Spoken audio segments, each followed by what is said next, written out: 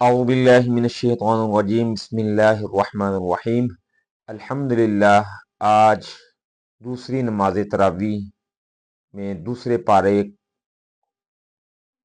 کی تلاوت ہوئی۔ اس میں اللہ رب العزت ارشاد فرما رہا ہے، دوسرے پارے میں سورہ بقرہ پر محیط ہے۔ دوسرے پارے کے آغاز ہی میں تبدیلی قبلہ کا ذکر، نبی کریم صلی اللہ علیہ وسلم کی دلی آرزو سے بیت المقدس کی بجائے خانہ کعبہ کو قبلہ بنا دیا گیا۔ نماز، زکوٰۃ، حج اور قربانی کے احکامات نازل ہوئے۔ راہ خدا میں قتل کیے جانے والوں کی زندگی کا ذکر کیا گیا کہ وہ زندہ ہیں، ان کو مردہ مت کہو۔ صفا اور مروہ اللہ تعالیٰ کی نشانیاں ہیں۔ حج اور عمرہ میں صفا اور مروہ کے درمیان دوڑنا واجب ہے۔ توبہ اور اصلاح کرنے والوں کی اللہ تعالیٰ توبہ قبول فرماتا ہے۔ ذکر کیا گیا ہے کہ مومنین عزیز و اقربا، فرزندان زن، مال و جان، الغرض ہر چیز سے زیادہ محبت اللہ تعالیٰ سے کرتے ہیں۔ حکم دیا جا رہا ہے، اے انسانوں، زمین میں سے حلال اور پاکیزہ چیزیں کھاؤ اور شیطان کے قدموں پر نہ چلو، وہ تمہارا کھلم کھلا دشمن ہے، کیونکہ وہ تمہیں برائی اور بے حیائی کا حکم دیتا ہے۔ مراد خون، سور کا گوشت اور غیر اللہ کے نام پر نذر کی گئی چیزیں حرام ہے۔ اپنے مال میں سے والدین، رشتہ داروں، یتیموں، مساکین، مسافروں اور غلاموں کی مدد کرنے میں خرچ کیا کرو۔ قتل کے بارے میں قصاص کا ذکر بھی کیا گیا ہے۔ مقتول کے وارثوں کی رضامندی کی صورت میں خون بہا یعنی معاوضے کا حکم دیا گیا ہے۔ اس بارے میں عقل مندوں کے لیے قصاص زندگی ہے۔ اس کے بعد رمضان میں روزوں کی فرضیت کا حکم ہے۔ روزہ رکھنے سے معذور لوگوں کے لیے رعایتیں رکھی گئی ہیں۔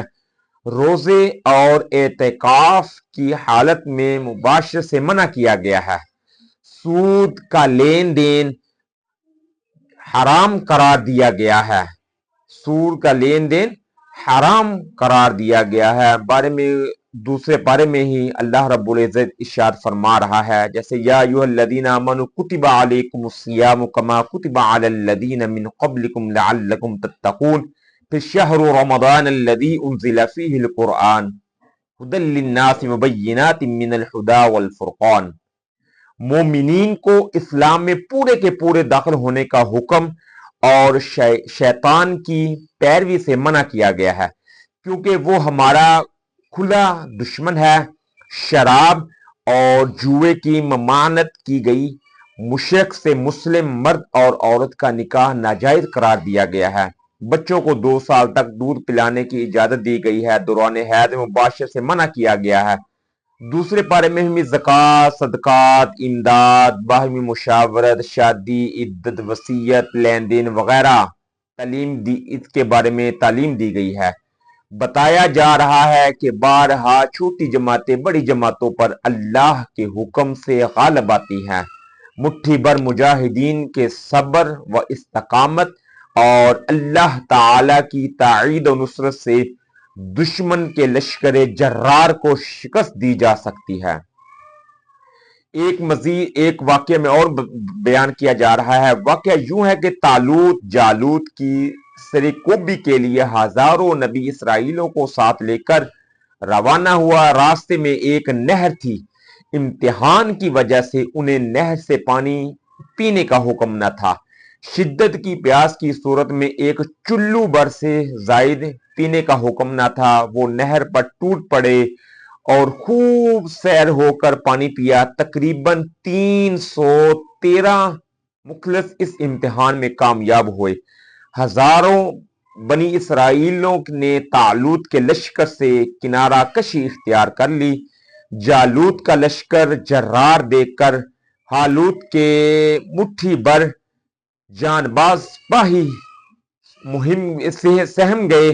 کہ ہم میں اتنے بڑے لشکر جرار کے ساتھ جنگ کرنے کی طاقت نہیں۔ چند مخلص ترین ساتھیوں نے ہمت بندھائی اور بتایا کہ فتح نصرت تو اللہ کے ہاتھ میں ہے۔ فتح نصرت کے حصول کے لیے صبر اور ثابت قدمی شرط اولین ہے۔ حضرت داؤد علیہ السلام نے پتھر مار کر جالوت کو ہلاک کر دیا۔ جالوت بڑا بہادر اور گہنا مشق جرنیل تھا۔ حضرت داؤد علیہ السلام اس وقت کم سن اور لاغر و بیمار تھے۔ اللہ رب العزت سے دعا ہے کہ اللہ ہمیں قرآن کو سمجھ کر اور ان پر عمل پیرا ہونے کی توفیق عطا فرمائے۔ وآخر دعوانا الحمد للہ رب العالمین۔ السلام علیکم ورحمۃ اللہ وبرکاتہ۔